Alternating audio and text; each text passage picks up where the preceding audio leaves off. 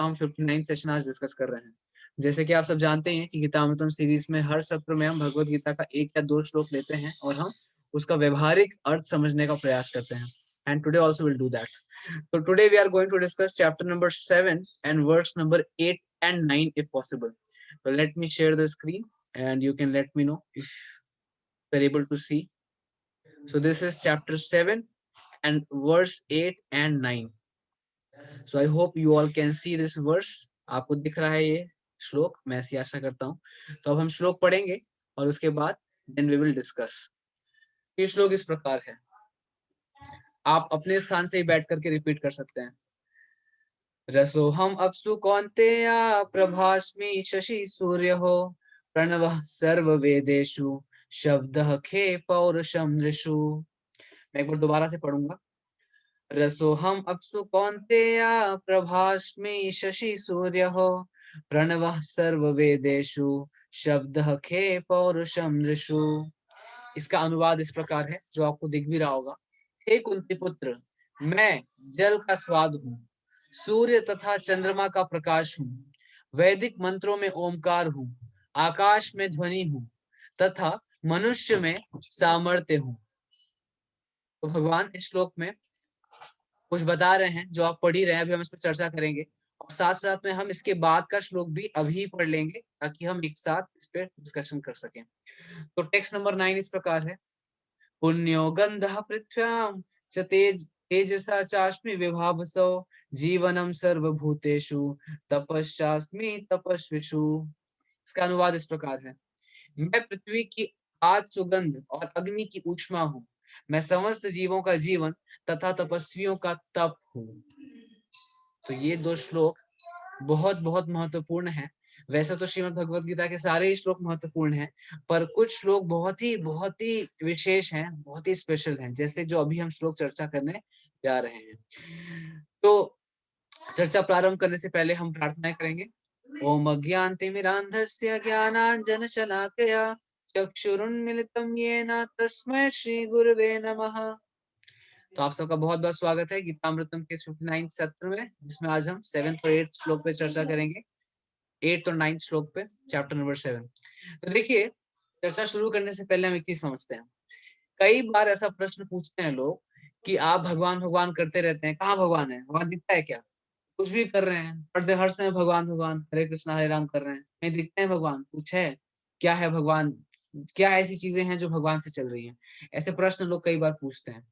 लेकिन अगर आप भगवत गीता का अच्छे से अध्ययन करेंगे तो आप देखेंगे कि हमारे सामने या 360 डिग्री में जितनी भी चीजें हम देख पा रहे हैं, ऐसा कुछ भी अस्तित्व में नहीं है जो भगवान की शक्ति के बिना चल रहा हो।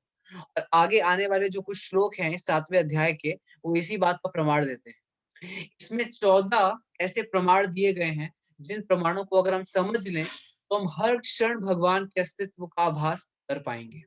If we understand these 14 principles, these 14 proofs which is discussed in this chapter, then we can perceive, we can observe the presence of Krishna day in and day out and everywhere.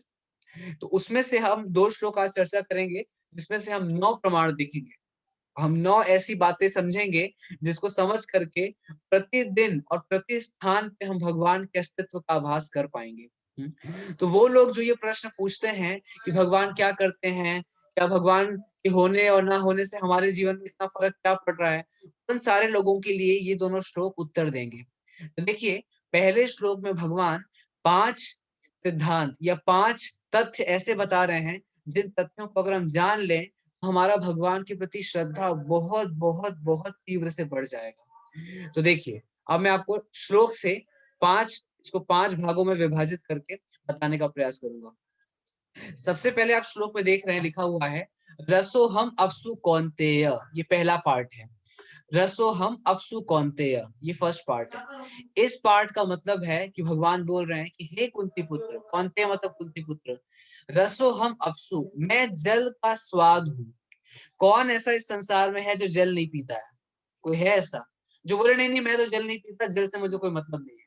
तो देखिए, भगवान बोल रहे हैं कि उसी जल का मैं स्वाद हूँ। तो आप में से कुछ लोगों को लग सकता है, अगर कुछ विज्ञान की दृष्टि से सोचें, जल का स्वाद, जल में भी स्वाद होता है क्या? जल तो स्वाद विहीन होता है। तो ये बात सत्य नहीं है, जल का स्वाद होता है। और जल का बहुत स्वीट स्वीट टेस्ट होता है, बहुत मधुर स्वाद होता है। आप देखिए जल का जब अलग कुछ स्वाद हो जाता है, जैसे कि नमक मिला होता है समुद्र का जो जल का पानी होता है, या फिर आप कभी कभी देखेंगे कि जल में कुछ दवाइयां मिला दी जाती हैं, तब हम एकदम से पता लगा लेते हैं कि ये एक स्वाभाविक जल नहीं है। This is not an ordinary, this is not a pure water. But जो प्योर वाटर होता है उसका एक स्पेसिफिक टेस्ट होता है। स्पेसिफिक टेस्ट कैसे पता लगता है? बहुत गर्मी जब होती है तो हम जल पीते हैं और एक तरह की तृप्ति हमको मिलती है, एक तरह का स्वाद मिलता है, और उसी स्वाद की बात यहाँ पे भगवान बोल रहे हैं। तो वो स्वाद जो बिल्कुल तृष्णा को मिटा देता है। आप इमेजिन करिए, it's very hot time and you came from the scorching heat and you got a water. So as soon as you drink the water you get a immense satisfaction. तो वो जो तृप्ति जो उस जल के स्वाद का आस्वादन करके मिलती है, वो कौन है? वो भगवान कृष्ण है। तो इसका मतलब कि हर दिन जल पीते समय भी हम भगवान का स्मरण कर सकते हैं, क्योंकि भगवान बोल रहे हैं कि मैं जल का स्वाद हूँ। तो हर दिन कम से कम 5-6 लीटर पानी तो हर व्यक्ति पीता ही है। तो हर बार जब वो एक सिप ले रहा है और उसमें तृप्ति आभास हो रही है, he is just experiencing the sort of satisfaction, then he can remember who? Krishna. क्योंकि भगवान कृष्ण गीता में स्पष्ट बोल रहे हैं कि जल का स्वाद मैं हूँ। इसका मतलब जल से जो भी पोषण एक जीव को मिलता है वो भगवान की कृपा से मिल रहा है। तो सोचिए कैसे हम अपने जीवन में भगवान को अलग कर सकते हैं? संभव ही नहीं है। इसीलिए अगर कोई भगवत गीता का सही मार्गदर्शन में अध्ययन कर ले तो उसके जीवन के हीरो बन जाएंगे भगवान कृष्ण। मुझे याद है जब बहुत वर्षों पहले मैंने ये श्लोक पढ़ा था, और आगे आने वाले बहुत सारे श्लोक पढ़े थे हमने, तो I was just thinking that Krishna is really a superstar, he is a hero. हम लोग बहुत सारी बॉलीवुड मूवीज में या बहुत सारे नाट्य में अलग अलग कलाकारों को देखते हैं जो हीरो होने का एक्टिंग करते हैं, और उनके हम फैन हो जाते हैं। लेकिन यहाँ पे the real hero is present in front of us, who is saying that I am the taste of water, can you live without water. लेकिन हम इनके फैन नहीं बन पाते। ये एक विडंबना है, ये मानव समाज की एक विडंबना है। सो ये विडंबना दूर हो जाएगी अगर हम सही से भगवत गीता का अध्ययन करेंगे। Now the second point what Krishna is saying, the second line of this shloka is प्रभास्मि शशि सूर्य हो। आप देख सकते हैं पहले लाइन में जो दूसरा भाग है, प्रभास्मि शशि सूर्य हो। इसका मतलब भगवान कृष्ण बोल रहे हैं सूर्य तथा चंद्रमा का प्रकाश हूँ। अब देखिए, अभी आप अगर आसपास आपकी खिड़की हो तो आप खिड़की से बाहर देखेंगे तो आपको चंद्रमा दिख रहा होगा। अब चंद्रमा का जो प्रकाश है उसकी बहुत बार तुलना की जाती है सुंदर चीजों से। I'm just beg your pardon, just hold for a second.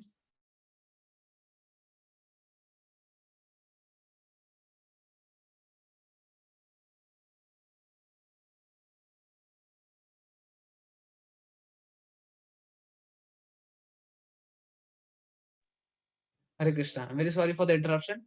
तो कई बार जो चांद की रोशनी है इसकी तुलना की जाती है बहुत सुंदर सुंदर चीजों से। जैसे एक बहुत प्रसिद्ध गाना है, आपको याद आ ही गया होगा, यूं चांद सा रोशन चेहरा, सुना आप लोगों ने? तो हम देखते हैं कि जो बॉलीवुड की मूवीज हैं, पहले जो मूवीज आती थी बड़े फिलोसॉफिकल गाने होते थे उसमें, बड़े तत्व वाले गाने होते थे। आजकल आजकल की तो जो मूवीज है उसमें तत्व तो कुछ है ही नहीं, वल्गैरिटी के अलावा कुछ है नहीं आज की मूवीज में। लेकिन पहले था, पहले बहुत सारे तत्व की भी चर्चा होती थी गानों में। तो कहने का मतलब है कि कोई भी सुंदर चीज होती है उसकी तुलना किससे करते हैं? चांद से, है ना? चांद सा चेहरा है, ये चंद्रमा सी जैसी शीतलता है, ऐसे भी बोलते हैं, या ईद का चांद हो गए, ऐसे बोलते हैं। लेकिन अब देखिए भगवान यहाँ पे क्या बोल रहे हैं। भगवान बोल रहे हैं कि जितने भी सुंदर चीजों की तुलना हो रही है चांद से और चांद की रोशनी से, वो एक्चुअली कौन है? मैं ही हूँ। तो इसका मतलब सारी सुंदरता के स्रोत हैं भगवान कृष्ण। हम सोच रहे हैं कि चंद्रमा इतना सुंदर है और चंद्रमा की तुलना कर रहे हैं अलग अलग अलग चीजों से उसकी सुंदरता को मापने के लिए। बट इस चंद्रमा की सुंदरता के भी स्रोत हैं भगवान कृष्ण। तो देखिए, तो चांद नहीं सुंदर है, एक्चुअली भगवान कृष्ण सुंदर हैं जिनकी रोशनी चांद से निकलती है, चंद्रमा से निकलती है। तो ये देखिए, और चंद्रमा ही नहीं, सूर्य। तो सूर्य की तुलना की जाती है शक्ति से, है ना? जैसे हम बोलते हैं कि इनकी कीर्ति सूर्य के जैसे प्रकाशमान हो जाए। जैसे सूर्य का प्रकाश पूरे ब्रह्मांड को प्रकाशित कर देता है, ठीक इसी प्रकार हम चाहते हैं कि इनकी कीर्ति हर ओर फैल जाए। मतलब जब भी हम शौर्य का प्रदर्शन करना चाहते हैं या शक्ति का प्रदर्शन करना चाहते हैं तो किसका उदाहरण लेते हैं? सूर्य का उदाहरण लेते हैं। बट फिर वही बात है, भगवान यहाँ पे बता रहे हैं कि सूर्य का प्रकाश भी किससे है? मेरे से है। प्रभास्मी शशि सूर्य हो। कि ये जो सूर्य से निकलने वाली रोशनी मेरे से आती है। तो देखिए, अब कोई ऐसा दिन है जिस दिन सूर्य के बिना हमारा काम चल जाए? या आज तक कभी ऐसा हुआ पूरे ब्रह्मांड के इतिहास में जब सूर्य नहीं निकले हो समय पे? या अगर ऐसा होगा तो क्या सृष्टि चल पाएगी? नहीं चल पाएगी। सूर्य नहीं होगा तो फोटोसिंथेसिस ही नहीं होगा। फोटोसिंथेसिस नहीं होगा तो हमें खाना ही नहीं मिलेगा। तो ये सूर्य की महिमा है। सूर्य से इतनी एनर्जी निकलती है, हम जब एनवायरमेंटल एजुकेशन पढ़ते थे, हम देखते थे कि जितना एक पावर हाउस में पावर प्रोड्यूस होता है, वो इनफिनिटेसिमल पार्ट भी नहीं है सूर्य से जो पावर निकलता है उसका। और मुझे याद है हमने ये भी पढ़ा था कि सूर्य से जो पावर निकलता है, सूर्य से जो हीट एंड लाइट निकलती है, उसका एक क्षण मात्र, लेश मात्र भी अंदर नहीं आ पाता ओजोन लेयर को क्रॉस करके। तो देखिए, ओजोन लेयर को क्रॉस करके उसका एक इनफिनिटेसिमल पार्ट भी नहीं आ रहा है। तो जस्ट इमेजिन जो एक्चुअल सूर्य से एनर्जी निकलती होगी वो कितनी होती होगी। अगर मई जून का महीना हो और आपको 10 मिनट भी सूर्य की तरफ खड़े होकर के बोल दिया जाए खड़े होने के लिए, कोई खड़ा नहीं हो सकता। तो इमेजिन करिए, और तब ये हो रहा है जबकि सारी एनर्जी सूर्य के अंदर आ ही नहीं रही है। ओजोन लेयर उसको कवर अप कर देता है। Ozone layer as a barrier act करता है। Just imagine if there was no ozone layer and if we have to understand the total amount of power which is coming from the sun. अगर हमको ये समझना हो कि जो पूरी मात्रा में शक्ति निकल रही है सूर्य से वो कितनी है, हम समझ भी नहीं सकते, सोच भी नहीं सकते। और वो सूर्य की शक्ति और प्रकाश कहाँ से आ रहा है? भगवान से आ रहा है। भगवान बोल रहे हैं यहाँ पे, सूर्य तथा चंद्रमा का प्रकाश मैं ही हूँ। तो just imagine who is Krishna. कितने बड़े वाले हीरो हैं भगवान, और हम जानते ही नहीं।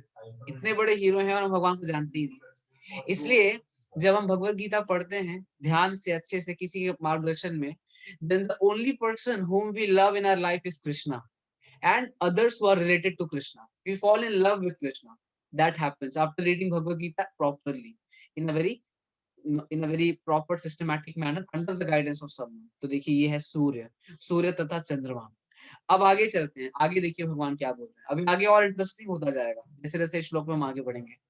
आगे भगवान बोल रहे हैं, वैदिक मंत्रों में ओमकार हूँ, प्रणव सर्व वेदेशु। प्रणव, प्रणव जो होता है ओमकार को बोलते हैं।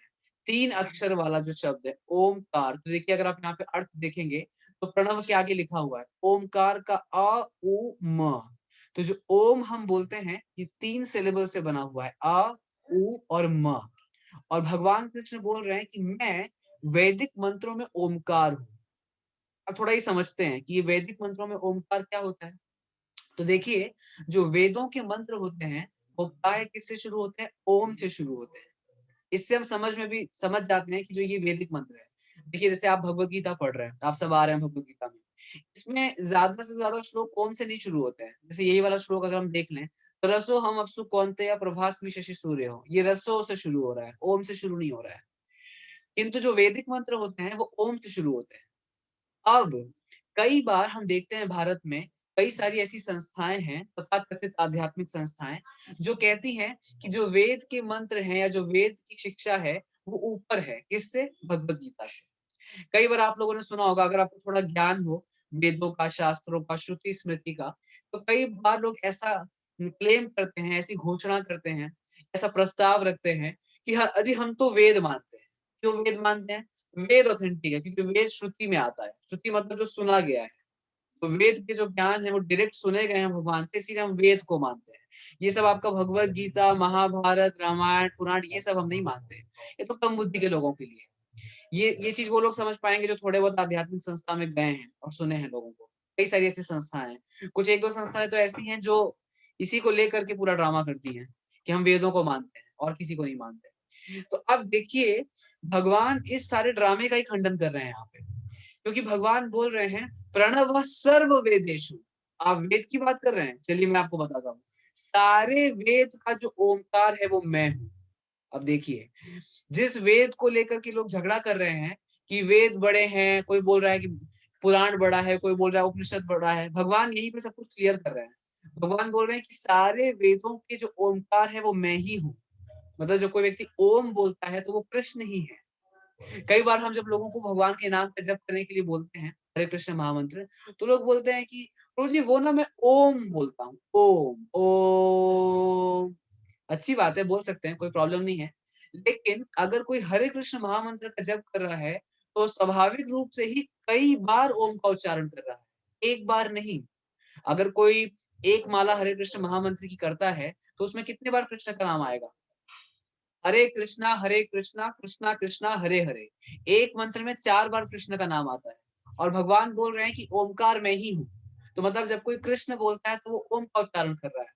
तो सोचिए अगर आप में से कोई हरे कृष्ण महामंत्र का जप करता है तो वो 108 into 4 टाइम्स ओमकार का जप कर रहा है। देखिए लेकिन ये बात तो समझते ही नहीं है ना? तो भगवत गीता की शिक्षाओं को अगर हम पालन करें तो बाकी जितनी भी योग प्रणाली की पद्धतियां हैं वो सारी ही उसमें कवर हो जाती है। Everything is covered.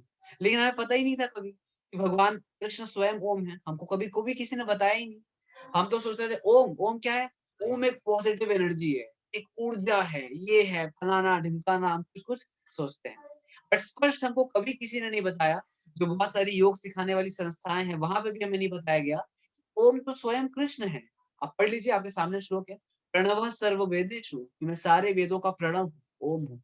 तो देखिए अगर कोई कृष्ण का नाम ले रहा है तो वो स्वाभाविक रूप से वास्तविकता ही ओम का उच्चारण कर रहा है। तो ये था तीसरी विभूति। तो मैं फिर से आपको स्मरण दिलाना चाहूंगा कि हम भगवान की विभूतियों की चर्चा कर रहे हैं। विभूतियों का मतलब भगवान की शक्तियां, किस रूप में भगवान इस पूरे समस्त ब्रह्मांड में विद्यमान है। क्यों ये चर्चा कर रहे हैं? क्योंकि कई बार लोग ऐसा बोलते हैं कि भगवान दिखाओ, कहाँ है भगवान? जो दिखता है वो बिकता है, हम दिखेंगे नहीं तो मानेंगे नहीं। अरे तो आप थोड़ा धैर्य रखिए, आपको तो भगवान दिख भी जाएंगे। You can see also Lord. आप पढ़िए तो भगवत गीता पढ़ के तो देखिए। अब आपने आज अभी हमने 3 ही देखा है, ऐसे 14 और है और मैं 14 पूरे कवर करूंगा। तो पहला हमने देखा कि भगवान बोल रहे हैं कि मैं जल का स्वाद हूँ। दूसरा हमने देखा कि भगवान कृष्ण बोल रहे हैं कि मैं सूर्य तथा चंद्रमा का प्रकाश हूँ। तीसरा हमने देखा उन लोगों के लिए जो वेद की दुहाई देते हैं और वेद की दुहाई देकर के कहते हैं कि हम भगवत गीता नहीं मानते क्योंकि भगवत गीता वेद का पार्ट नहीं है, हम तो वेदों को मानते हैं। तो उस वेद के प्रत्येक ओमकार स्वयं कृष्ण है। तो अगर कोई भगवान कृष्ण की भक्ति करता है तो वेदों का सार तो वो वैसे ही जान चुका है। और भगवत गीता में एक नहीं अनेकानेक श्लोकों में भगवान कृष्ण ये बताते हैं, हमने पहले भी चर्चा की है। वेदेश सर्वे अहमेव वेद्यो वेदांत कृत वेद विद एव चाहम, भगवान बोलते हैं गीता में वेदेश सर्वे अहमेव वेद्यो, सारे वेदों में जानने योग्य मैं हूँ। इस प्रकार हमने तीसरे पॉइंट में देखा। अब दो और इस श्लोक में जो पॉइंट भगवान बता रहे हैं, दो और विभूतियां भगवान कृष्ण की जो है वो हम देखेंगे। तो वो क्या है? शब्द खे, दूसरे लाइन का बीच का पार्ट, शब्द खे। शब्द खे का मतलब होता है आकाश में ध्वनि हूँ। मैं यहाँ पे रुद्रपुर में बैठ करके बोल रहा हूँ और आप सब कोई उत्तर प्रदेश, कोई असम, कोई उड़ीसा, कोई कहाँ कहाँ बैठ करके आप लोग सुन रहे हैं, कोई हल्द्वानी, कोई उसी उत्तराखंड में अलग अलग शहर में बैठ करके सुन रहे हैं। तो इसलिए सुन पा रहे हैं क्योंकि ध्वनि आ रही है। और अगर थोड़ा बहुत विज्ञान की जानकारी हो तो हमने बचपन में पढ़ा भी है, sound requires a medium to travel, है ना? Sound travels in a medium. तो अब भगवान यहाँ पे बोल रहे हैं कि आकाश में जो ध्वनि ट्रैवल करती है वो मैं ही हूँ। मतलब अगर भगवान कृष्ण को चित्र से हटा दिया जाए तो मैं यहाँ पे बोलता रहूंगा पर आपको कुछ सुनाई नहीं देगा। ये देखिए, ये भगवान की विभूतियां हैं। तो ऐसे भगवान से किसी को कैसे प्रेम नहीं होगा? उसी को नहीं होगा जो भगवान की ऐश्वर्य को, भगवान की विभूति को जानता ही नहीं है। इन श्लोकों को पढ़ने के बाद जब भगवान के श्री चरण को आप देखेंगे मंदिर में जाकर के तो अलग ही आभास आपको होगा। हम इतने बचपन से लेकर के जितने भी साल के हम हो गए, 25, 26, 27, 30, 45, 50, we are going temple from so many years. But ever it happened that standing in front of Lord, we felt so much gratitude, we felt so much respectful, we felt so much affectionate. Never it happened. और होगा भी नहीं कभी। क्यों? क्योंकि भगवान को ज्ञान की दृष्टि से हम कभी समझ ही नहीं रहे। भगवत ज्ञान हमें कभी हुआ ही नहीं, कभी समझा ही नहीं हमें। लेकिन जब इन श्लोकों को समझ करके हम भगवान के श्री मंदिर में जाते हैं और श्री मूर्ति, श्री विग्रह के सामने खड़े होते हैं, तो ये सारे श्लोक हमारे दिमाग में गूंजने लगते हैं। भगवान बोल रहे हैं कि मैं ध्वनि हूँ। तो सोचिए अगर भगवान की कृपा कटाक्ष हट जाए तो हमारा क्या होगा? हम बोल भी नहीं पाएंगे और सुन भी नहीं पाएंगे। ये है श्री भगवान की महिमा। तो ऐसे भगवान की शरण लेने के लिए किसी को बोला जाता है तो क्यों ना ले वो? तभी नहीं लेगा जब उसको पता नहीं है ये सारी चीजें। और इसीलिए हम निरंतर प्रयास कर रहे हैं गीतामृतम में कंटिन्यूटी बनाने का, ताकि आप सब इसको समझें और जो रियल हीरो हैं Krishna is a real hero. God is the real hero, and we have to become fan of that real hero. कितने दुर्भाग्य की बात है, कई ऐसे स्टार हुए, कई ऐसे एक्टर्स हुए, स्टार तो नहीं बोल सकते उनको, एक्टर्स बोल सकते हैं, कई ऐसे एक्टर्स हुए वेस्ट में, उनकी इतनी फैन फॉलोइंग थी, इतनी ज्यादा फैन फॉलोइंग थी कि लोग, जब वो लोग टॉयलेट करते थे, व्हेन दे यूरिनेट, तो ये लोग खड़े होकर के अपने मुंह पे उसको लेते थे। Can you imagine? I am telling you the reality, I am not telling the joke. ये कोई हास्य नहीं है, ये बिल्कुल सत्य तथ्य बता रहा हूँ आपको, आप सर्च कर सकते हैं इंटरनेट पे। लेकिन देखिए यहाँ पे वो भगवान जिनकी सृष्टि, जिनकी कृपा के बिना कुछ भी नहीं संभव है, उन भगवान को तो कोई जानता ही नहीं है। जानने की तो बात दूर रही, लोग उन पर आरोप लगाते हैं, प्रत्यारोप लगाते हैं और ऐसी फिल्में बनाते हैं जिसमें उनको गालियां दी जाती है। हाय हाय, क्या स्थिति का वर्णन किया जाए कलयुग की। और अभी तो कलयुग का आरंभ है, अभी तो आगे ना जाने क्या क्या होगा। तो ये था चौथा शब्द के। और अभी इस श्लोक में जो आखिरी विभूति की चर्चा हो रही है वो क्या है? पौरुषम नृषः। पौरुषम नृषः का मतलब क्या होता है? यहाँ पे लिखा हुआ है, तथा मनुष्य में सामर्थ्य हूँ। मैं क्या हूँ? मनुष्य के अंदर जो सामर्थ्य है वो मैं ही हूँ। तो अब देखिए, अल्टीमेटली जो लोगों को घमंड होता है, स्पेशली यूथ लोगों को, specially we have seen in the youth community, they are very much arrogant and proud about their strength, about their knowledge, about their intelligence, about their capacity, about their competency। इन चीजों का घमंड में चूर रहते हैं कि कितने कॉम्पिटेंट हैं, अच्छी जॉब है, अच्छा नॉलेज है, अच्छा ज्ञान है, अच्छा रूप है, अच्छा बल है। तो अब अब आजकल तो क्या है, जिम का कल्चर है ना, तो जिम में जाकर के बल आता है, तो लगता है लोगों को कि कितना बल है मेरे अंदर ना, आई एम द किंग। बट देखिए भगवान सारा अहंकार एक क्षण में चकनाचूर कर देते हैं। भगवान यहाँ पे क्या बोल रहे हैं? मनुष्यों में सामर्थ्य मैं हूँ। No one can claim that strength which he has और शी हैज। कोई इस बात की घोषणा नहीं कर सकता या प्रस्ताव नहीं रख सकता कि जो भी उसके अंदर सामर्थ्य है, जो भी उसके अंदर क्षमता, जो भी उसके अंदर बल है, वो उसका है। नहीं नहीं, वो तो डायरेक्ट भगवान कृष्ण का है। भगवान यहाँ पे बोल रहे हैं कि मैं हूँ सामर्थ्य मनुष्य के अंदर। और सोचिए, चाहे कोई भगवत गीता बोलने का सामर्थ्य रखता हो, चाहे कोई बड़े बड़े वैज्ञानिक क्षेत्र में बड़ी बड़ी प्रगति करने का सामर्थ्य रखता हो, चाहे कोई अच्छी अंग्रेजी बोलने का सामर्थ्य रखता हो, चाहे कोई अच्छी इंफॉर्मेशन, करंट अफेयर्स रखने का सामर्थ्य रखता हो, ये सारा ही सामर्थ्य कहाँ से आ रहा है? भगवान कृष्ण से आ रहा है। तो किस बात का अहंकार हो सकता है जीव को? और इसीलिए भगवत गीता के अन्य श्लोकों में क्या बताते हैं? प्रकृते क्रियमाणानि गुणे कर्माणि सर्वशः अहंकारे विमूढ़ात्मा कर्ता अहम इति मन्यते मयि अध्यक्षेन प्रकृति सूयते सचराचरम। भगवान बताते हैं कि सारा कार्य तो प्रकृति करती है, लेकिन जो घमंडी और बेवकूफ लोग हैं वो क्या सोचते हैं कि मैं करता हूँ। और प्रकृति कार्य कैसे करती है? मयि अध्यक्षेन प्रकृति सूयते सचराचरम, मेरे अध्यक्षता में करती है। तो अल्टीमेटली सारा कार्य करने वाले कौन है? भगवान। सारे कार्य को फैसिलिटेट करने वाले कौन है? भगवान। और घमंड कौन दिखाता है? जीव। यही है जीव की विडंबना। तो मैंने एक बार एक लाइन सुनी थी एक प्रवचन में, वो बड़ी सुंदर, बहुत सुंदर वाक्य है, आप सब सुनेंगे और आपको बहुत बड़ा सिद्धांत समझ में आएगा इस वाक्य से। तो महाराज बता रहे थे, वाक्य इस प्रकार है कि भगवान में और जीव में क्या अंतर है, या हम सरल भाषा में बोलें तो भगवान में और इंसान में क्या अंतर है। भगवान भगवान होने के बावजूद भी अपनी भगवत्ता को स्वीकार नहीं करते, मतलब भगवान जैसा बिहेव नहीं करते। लेकिन इंसान भगवान ना होने के बावजूद भी भगवान जैसा बिहेव करता है। यही डिफरेंस है। ये है कि नहीं सही? बिल्कुल। इंसान के अंदर कोई भी सामर्थ्य नहीं है, जो थोड़ा बहुत है भी वो भी भगवान से आ रहा है, बट फिर भी किसके तरह स्वभाव करता है? भगवान की तरह स्वभाव करता है। भगवान बनना चाहता है। भगवान बनना चाहता है का मतलब क्या हुआ? चाहता है कि सब उसकी सेवा करें, चाहता है कि उसके हिसाब से सारा कार्य हो, चाहता है कि सारा सपना उसका पूरा हो, चाहता है कि सारा भोग, सारा ऐश्वर्य उससे मिले। तो ये किसके तरह स्वभाव हो गया? ये भगवान के जैसा स्वभाव हो गया। लेकिन भगवान जो कि स्वयं भगवान है, अनंत कोटि ब्रह्मांड के नायक, एकमात्र नायक है, वो भगवान की तरह बिहेव नहीं करते। इसका उदाहरण क्या है? इसका प्रमाण क्या है? इसका प्रमाण है भगवान की सबसे अद्भुत लीला, कृष्ण लीला। जब अनंत कोटि ब्रह्मांड के स्वामी कृष्ण इस धरातल पे आकर के एक ग्वाले की लीला करते हैं, तो हम देखते हैं कि वो बिल्कुल भी भगवत्ता का प्रदर्शन नहीं करते, अपितु वो तो अपने भक्तों के सारथी बन जाते हैं। हमने देखा महाभारत में कि भगवान कृष्ण अर्जुन के सारथी बन गए। सच अ लो जॉब है ना, who wants to become a driver? आप में से किसी को बोल दिया जाए कि आपको हम 1 लाख रुपए महीना देंगे, जो लोग बहुत अच्छे से पढ़ाई कर चुके हैं और आप ड्राइवर बन जाइए। बनेगा कोई ड्राइवर? भले 1 लाख रुपए महीना मिले, नहीं बनेगा कोई। हो सकता है अभी आपको मन में लगे मैं बन जाऊँगा, लेकिन कोई नहीं बनेगा, कोई भी नहीं बनेगा। बट अनंत कोटि ब्रह्मांड के स्वामी भगवान के ड्राइवर बन जाते हैं।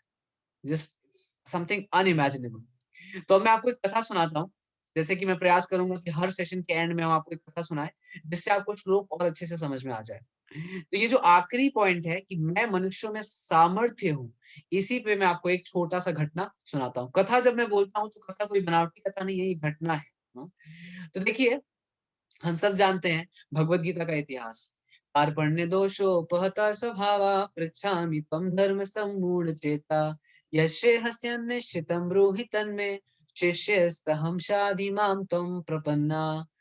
दूसरे अध्याय के 7वें नंबर श्लोक में अर्जुन बोलते हैं कि भगवान, कार्पण्य दोषोपहत स्वभाव, मेरे अंदर दुर्बलता के कारण, कृपणता के कारण दोष आ गया है। कार्पण्य दोषोपहत स्वभाव पृच्छामि त्वं, पूछ रहा हूं आपसे, धर्म सम्मूढ़ चेता। क्यों पूछ रहा हूं? क्योंकि धर्म भूल गया हूं मैं, अब समझ नहीं आ रहा मुझे कुछ। यश्रेयः निश्चितम ब्रूहि तन्मे, आप बोलिए, अब क्या बोलिए? श्रेय, अल्टीमेट बेनिफिट मेरा किसमें है, उत्तम मेरा लाभ किसमें है, ये आप बोलिए। और क्यों आप बोलिए मुझे, क्यों बोलेंगे आप मुझे?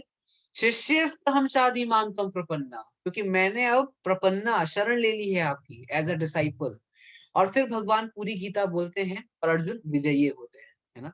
अर्जुन इतने महान योद्धा थे कि अर्जुन को भगवान किस नाम से बुलाते हैं? सब्यसाची, निमित्त मात्र भव सब्यसाची। सब्यसाची मतलब जो दोनों हाथों से तीर चला सकते हैं। अर्जुन सिर्फ ध्वनि सुन करके ही तीर चला सकते थे। इतने महान, इतने शूरवीर, इतने महापराक्रमी योद्धा थे। और हमने महाभारत के युद्ध में भी देखा कि अर्जुन ने गीता सुनने के बाद बहुत ही भीषण प्रदर्शन किया, भीषण पराक्रम का प्रदर्शन किया। लेकिन वही अर्जुन के साथ कुछ वर्ष के बाद ऐसी घटना घटी जिसने चौंका के रख दिया बहुत सारे लोगों को। क्या हुआ?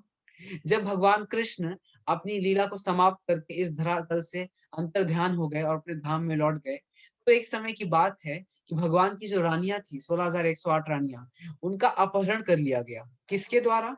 कुछ यादव, कुछ अहिर, उनके झुंड थे, ग्वाले, लोकल ग्वालों के झुंड थे, जिनके द्वारा भगवान की रानियों का अपहरण कर लिया गया।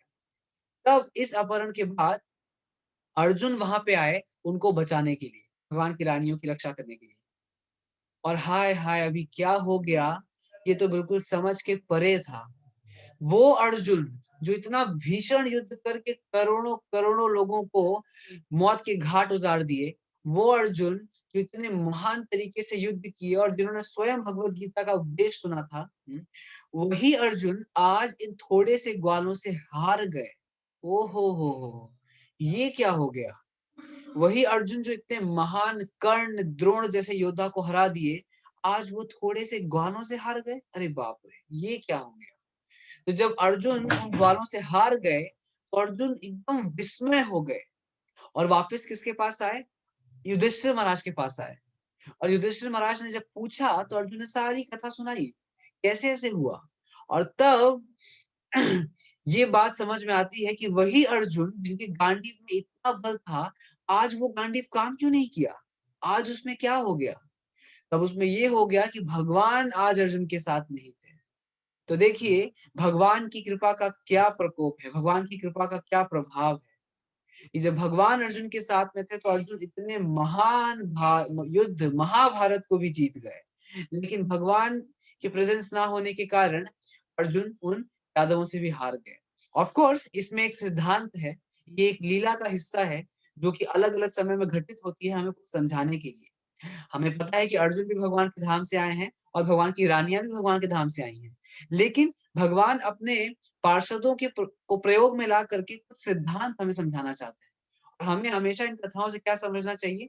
सिद्धांत को समझना चाहिए कि अगर कोई अर्जुन के जैसा शूरवीर भी क्यों ना हो, अगर भगवान का सानिध्य नहीं है, भगवान के भक्तों का सानिध्य नहीं है, तो उसका खुद सामर्थ्य काम आने वाला नहीं है। अर्जुन का नहीं आया तो हम किस खेत की मूली हैं? अर्जुन तो जो धनुष उठाते थे हाथ में, उसके 100-200 किलो का होता था, हमसे तो 5-10 किलो भी ना उठ पाए। तो देखिए, इसीलिए भगवान कृष्ण बोल रहे हैं पौरुषम नृषा, मैं पुरुष का सामर्थ्य हूँ।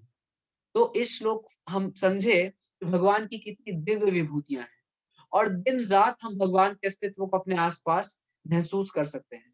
तो आप सबसे यही प्रार्थना है, इतने महान, इतने भक्तवत्सल भगवान की शरण ग्रहण करिए। और भगवान की शरण ग्रहण करने का सबसे सरल उपाय कलयुग में बताया गया है, हरिर नाम हरिर नाम हरिर नाम एव केवलम, कलो नास्ति एव नास्ति एव गतिरन्यथा। भगवान के नाम के अलावा और कोई भी तरीका नहीं है और कोई भी तरीका नहीं है और कोई भी तरीका नहीं है उद्धार का। किस युग में? कलयुग में। तो आप भी अपना उद्धार करिए, अपने आसपास के लोगों का भी उद्धार करने का माध्यम बनिए, उनको भगवान कृष्ण के नाम का स्मरण करवा करके, भगवान के बारे में बता करके। भगवान का रूप इतना सुंदर है। अब देखिए ये फोटो देखिए, ये पेंटिंग देखिए, ये तो किसी ने बनाई है। जब पेंटिंग भगवान की इतनी सुंदर हो सकती है, तो आप जस्ट सोचिए कि भगवान कि जो विग्रह जब साक्षात कोई भगवान को देखता होगा तो क्या होता होगा।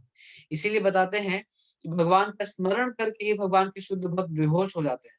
दे फॉल, दे जस्ट फेंट। इतने सुंदर हैं भगवान, इतने दिव्य गुण हैं भगवान के। और इसीलिए अनंत शेष मतलब अनंत सिरों वाले शेष नाग अनंत वर्षों से भगवान कृष्ण की महिमा का गुणगान कर रहे हैं, पर वो समाप्त नहीं हो रही है। होगी भी कैसे? ऐसे सुंदर और ऐसे महान भगवान की लीला कभी समाप्त हो भी सकती है? कभी नहीं। तो आपसे भी निवेदन है कि आप भी ऐसी लीला, ऐसे गुणों को श्रवण करिए, सुनिए, भगवान के नाम का जप करिए और निरंतर भगवत गीता का पाठ करिए। आप सब इतने उत्साह के साथ गीतामृतम में आते हैं, इसका मैं बहुत-बहुत आभारी हूँ। और जो हमारे दर्शक फेसबुक पे जुड़े हैं, उनको भी मैं बताना चाहूँगा कि हर ट्यूसडे, थर्सडे और सैटरडे, हर मंगलवार, बृहस्पतिवार और शनिवार हम भगवत गीता पे चर्चा करते हैं और अपने जीवन को और आप सबके भी जीवन को परिवर्तित करने का विनम्र प्रयास करते हैं। तो अगर आप चाहते हैं कि अगर आप थोड़ा भी लाभान्वित हो, तो आप हमारे साथ जुड़े रहें।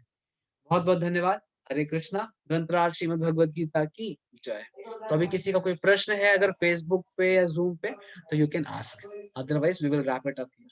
Thank you.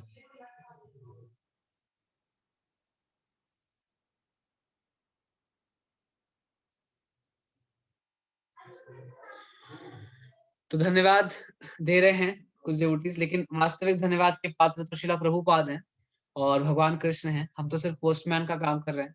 जो हमने सीखा वो हम बता रहे हैं और हमारा कोई इसमें योगदान नहीं है। हम यही, बस आपसे यही विनम्र निवेदन है हमारी कि आप भी हमारी सहायता करिए। आप सब जो लोग रुद्रपुर में रहते हैं या आसपास में रहते हैं, आप मंदिर आइए। मंदिर में भगवान की बहुत सारी सेवाएं हैं और हमारी क्षमता सीमित है, जिसकी वजह से हम भगवान की सेवाएं इतनी नहीं कर पाते। लेकिन अगर आप सब जुड़ जाएंगे तो हम सब मिल करके भगवान कृष्ण की, वो भगवान जिनकी वजह से हम पानी पी पा रहे हैं, वो भगवान जिनकी वजह से सूर्य उदय हो रहा है, वो भगवान जिनकी वजह से चंद्रमा प्रकाश दे रहा है, हम उनकी सेवा मिल करके कर पाएंगे। बहुत बहुत धन्यवाद। Hare Krishna. Can stop here. और जो लोग आज नए आए हैं उनसे हम यहाँ पे लिंक शेयर कर रहे हैं व्हाट्सएप ग्रुप का, और फेसबुक पे भी शेयर कर रहे हैं। आप सब लोग गीतामृतम के इस ग्रुप में जुड़ सकते हैं, जिससे आपको निरंतर गीतामृतम के सत्र के बारे में जानकारी मिलती रहेगी। और आपसे विनम्र निवेदन है कि आप अपने रिलेटिव्स और फ्रेंड्स को भी बताएं गीतामृतम के बारे में। और साथ साथ में एक फॉर्म भी है रजिस्ट्रेशन का, उसको भी आप लोग फिल करें। बहुत बहुत धन्यवाद। हरे कृष्णा। तो ये लाइव रिकॉर्डिंग को स्टॉप कर सकते हैं फेसबुक पे। I would request Manikankan Pru to stop the live recording on Facebook and post it. और यहाँ पे व्हाट्सएप ग्रुप का आ गया है गीतामृतम 2 का लिंक, तो आप इसको ज्वाइन कर सकते हैं और उसमें हम आपको फॉर्म का भी रजिस्ट्रेशन लिंक भेज देंगे। Thank you.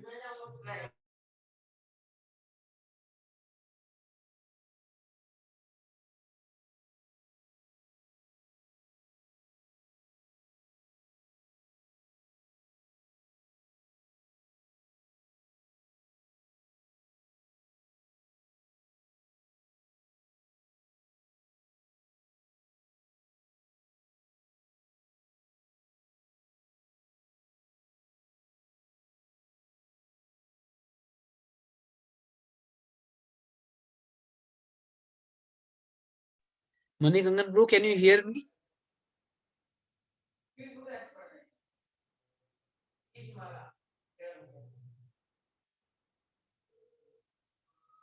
I think Manikankan Pru, you can post the video so that we can stop the meeting.